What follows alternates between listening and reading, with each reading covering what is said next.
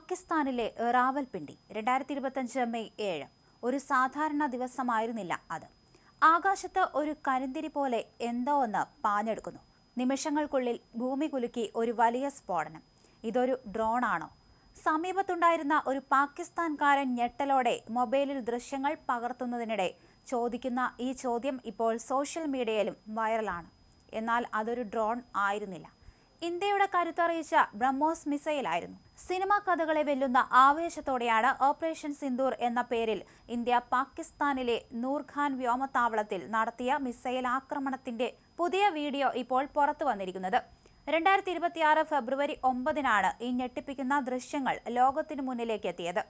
പാകിസ്ഥാന്റെ തന്ത്രപ്രധാനമായ നൂർഖാൻ വ്യോമത്താവളത്തിന് നേരെയുണ്ടായ ഈ ആക്രമണം ഒരുപക്ഷെ ഇന്ത്യയുടെ ഭാഗത്തു നിന്നുണ്ടാകുന്ന രണ്ടാമത്തെ പ്രഹരമായിരുന്നിരിക്കണം എന്നാണ് അനുമാനം. അത്രയേറെ സുരക്ഷാ വലയത്തിൽ ആയിരുന്നല്ലോ നൂർഖാൻ വ്യോമത്താവളം. ചൈനീസ് നിർമ്മിത അത്യാധുനിക വ്യോമ പ്രതിരോധ സംവിധാനങ്ങളെ പോലും നിഷ്ക്രിയമാക്കിക്കൊണ്ടാണ് ഇന്ത്യയുടെ ബ്രഹ്മോസ് അവിടെ പതിച്ചത് എന്നറിയുമ്പോൾ ആരുടെ മനസ്സാണ് കോരിത്തരിക്കാത്തത്?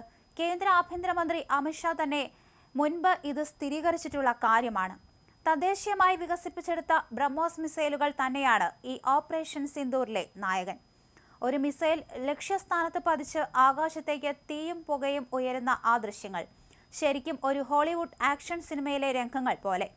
എയർബസിന്റെ പുറത്തുനിന്നും ചിത്രീകരിച്ച ആ വീഡിയോ ആ ആക്രമണത്തിന്റെ തീവ്രത എത്ര വലുതായിരുന്നു എന്ന് കൃത്യമായി വെളിപ്പെടുത്തുന്നുണ്ട്. വെറുമൊരു ആക്രമണമായിരുന്നില്ല ഇത്. പഹൽഗാമിൽ നടന്ന ഭീകരാക്രമണത്തിന് ഇന്ത്യ നൽകിയ ചുട്ട മറുപടി കൂടിയായിരുന്നു ഓപ്പറേഷൻ സിന്ദൂർ. രാജ്യം നേരിടുന്ന ഭീഷണികൾക്ക് ഇന്ത്യ എങ്ങനെ മറുപടി നൽകുമെന്ന് ലോകത്തിന് മുന്നിൽ തുറന്നു കാണിക്കുന്ന ഒരൊറ്റ നീക്കമായിരുന്നു അത്. ഈ വീഡിയോയുടെ ആധികാരികതയെക്കുറിച്ച് ഔദ്യോഗിക സ്ഥിരീകരണങ്ങളൊന്നും തന്നെ ഇന്ത്യയുടെയോ പാകിസ്ഥാന്റെയോ ഭാഗത്തു നിന്ന് വന്നിട്ടില്ലെങ്കിലും ഇത് തീർച്ചയായും ഒരു റിയൽ ലൈഫ് ത്രില്ലർ തന്നെയാണ്. ഈ ദൃശ്യങ്ങൾ കണ്ടാൽ ഒരുപക്ഷെ നിങ്ങളുടെ മനസ്സിലും ആ ചോദ്യം ഉയരും. നമ്മുടെ സുരക്ഷാ സേനയുടെ ഓരോ നീക്കവും ഒരു സിനിമാ തിരക്കഥ പോലെയാകുന്നത് എങ്ങനെയെന്ന് അത്ഭുതപ്പെടാതിരിക്കാൻ കഴിയുന്നുണ്ട്. ഈ ഓപ്പറേഷൻ സിന്ദൂർ ഇനിയും എത്രയെത്ര കഥകൾക്ക് വഴിമരുന്നിടുമെന്ന് കാത്തിരുന്നു കാണാം. എന്തായാലും ഓപ്പറേഷൻ സിന്ദൂരിൽ തങ്ങൾക്ക് വലിയ നാശനഷ്ടമൊന്നും സംഭവിച്ചിട്ടില്ല എന്നായിരുന്നു പാകിസ്ഥാൻ നേരത്തെ പറഞ്ഞിരുന്നത്. എന്നാൽ അതിന് തൊട്ടു പിന്നാലെ കഴിഞ്ഞ ദിവസം ഒരു ദൃശ്യം പുറത്തു വന്നിരുന്നു.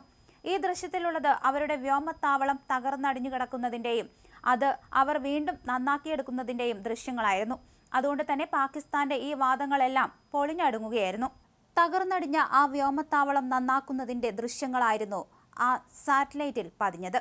എന്തായാലും പാകിസ്ഥാന്റെ കള്ളങ്ങൾ ഇതോടെ തകർന്നടിയുകയായിരുന്നു. ഇന്ത്യയുടെ കനത്ത പ്രഹരത്തിലാണ് ഇതെല്ലാം തകർന്നടിഞ്ഞത്.